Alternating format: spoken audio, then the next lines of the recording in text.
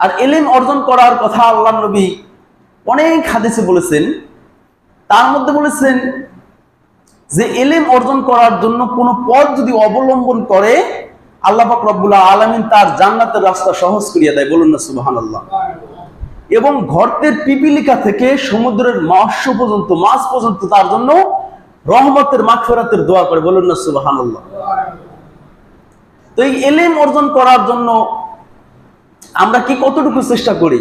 কোনো চেষ্টা নাই। আমরা নামাজ পড়তেছি, নামাজে সূরা ফাতিহার কি অর্থ সেটা জানি না, রুকুর তাসবিহ কি, সিজদার তাসবিহ কি সেটা জানি না, আল্লাহু আকবারের অর্থ কি এটা জানি না, সানার অর্থ জানি না, আত্তাহিয়াতুর অর্থ জানি না, দুরূদ শরীফের অর্থ জানি না, কিন্তু আমরা পড়তেছি, অনেকে এগুলোও সহি শুদ্ধ জানি না।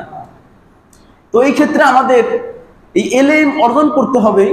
সাহাবায়ে কেরাম রাদিয়াল্লাহু তাআলা আনহু বৃদ্ধ বয়সেও তারা ইসলাম গ্রহণ, কেউ বৃদ্ধ বয়সে করেছেন, কেউ যুবক বয়সে করার পরেও কি ইলম অর্জন করেছেন বৃদ্ধ বয়সেও যাওয়ার পরে।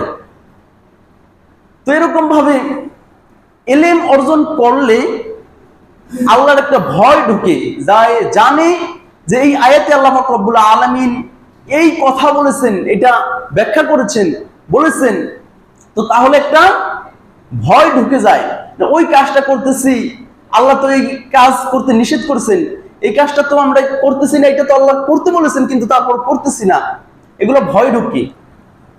যেরকম ভাবে ইমাম গাজ্জালি রহমাতুল্লাহি আলাইহি যখন বাল্যক হওয়ার পরে, বাল্যকাল মানে ছোট থেকে যে সময় বাল্যকাল হয়, হওয়ার পরে মনে করেন 16-17 বছর, সেই সময় ইমাম গাজ্জালি রহমাতুল্লাহ আলাইহি সে বলতেছেন, তার ওস্তাদকে বলতেছেন যে না, সে হাঁটতেছেন, দেখতেছেন এক পথ পাখির মতন আইসা কি পর্ব বিছিয়ে দিতেছেন, এরকম ডানা বিছিয়ে দিতেছেন।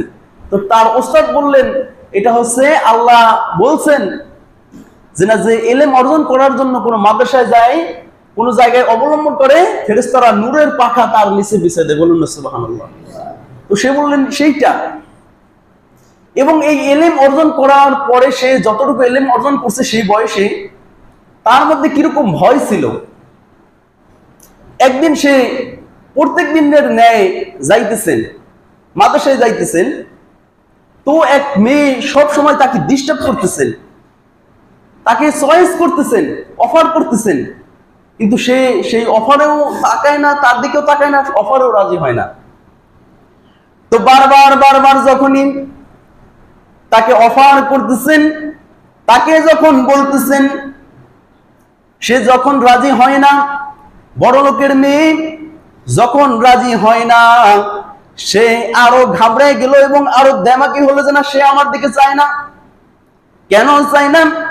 তার দাসী তার কাজের মেয়েকে বলল, যখন ওই হুজুর তোমার এই রাস্তা দিয়ে যাবে, তখন তুমি বলবা আমার ঘরের মধ্যে, ওই ঘরের মধ্যে একটা ছোট বাচ্চা আছে, সেই বাচ্চা ভয় পেয়েছে, তাকে একটু ঝাড়ফুঁক করে দিয়ে যান।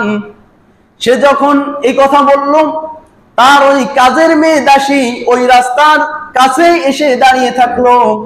যখন ইমাম গাজ্জালি রহমাতুল্লাহি আলাইহি যাইতেছিলেন, যাওয়ার পথে সেই মেয়েটা ধরলেন যে হুজুর ওই ঘরের মধ্যে একটা ছোট বাচ্চা আছে, বাচ্চাটা ভয়ে কাতরাইতেছেন, ভয়ে ডরে কান্না করতেছেন।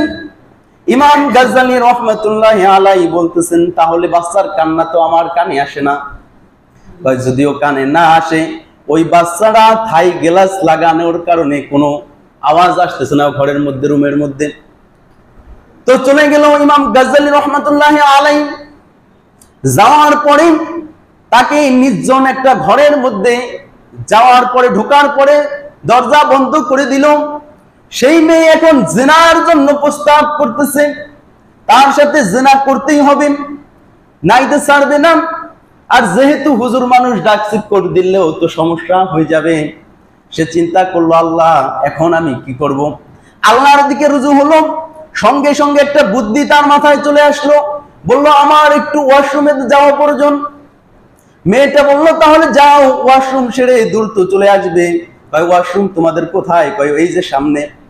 সে সামনে যাওয়ার পরে সে পায়খানা করে তার সর্বশরীর মেখে তারপরে আসছে।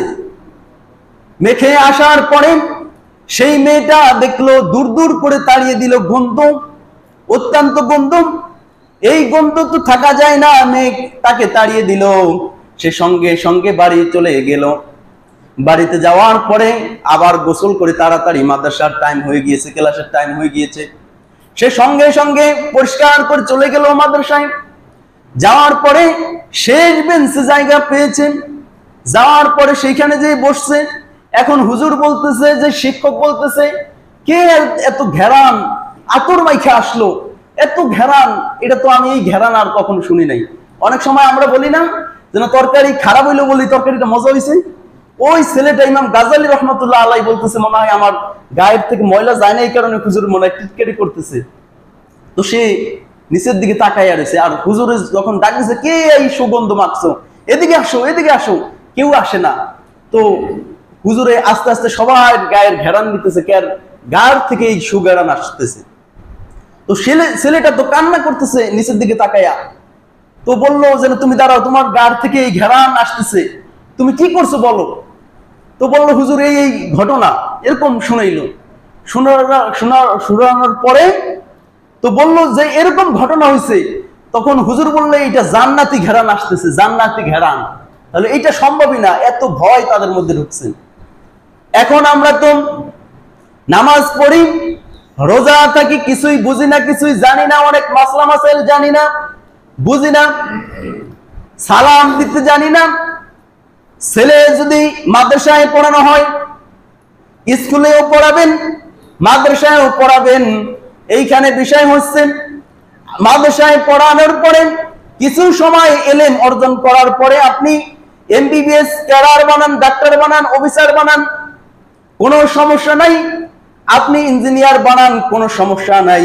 কিন্তু ধার্মিক জ্ঞানটা বাচ্চার মধ্যে আসতে হবে, জানতে হবে কিভাবে বড়কে সম্মান করতে হয়, কিভাবে বড়দের সাথে আচরণ করতে হয়, কিভাবে মায়ের সাথে আচরণ করতে হয়, কিভাবে বাবার সাথে আচরণ করতে হয়, কিভাবে সমাজের মানুষদের সাথে আচরণ